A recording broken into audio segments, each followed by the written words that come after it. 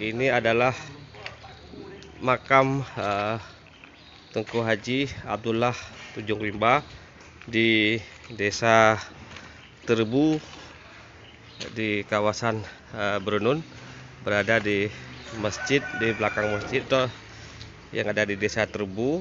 Dan ini makam salah seorang ulama pembaru Islam di Aceh yang sangat luar biasa jasanya dalam pembangunan umat Islam di Aceh.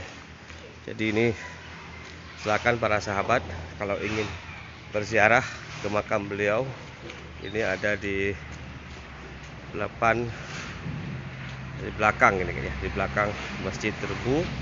Ini kawasan masjidnya, dan ini makamnya. Kita harapkan ada perhatian dari pemerintah. Ya, nama masjidnya Masjid Baitul Saadah Terbu, Jalan Kota Bakti, kilometer 1, Kampung Rapana, Terbu, Kecamatan Mutiara, Kabupaten Pidi.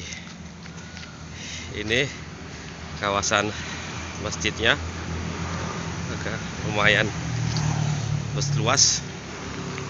Kemudian ini jalannya.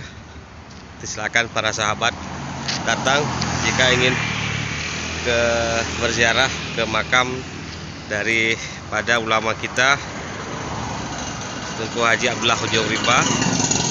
Dan saya rasa ini harus benar-benar diingat oleh generasi muda Islam di Aceh. Demikian, Assalamualaikum warahmatullahi wabarakatuh.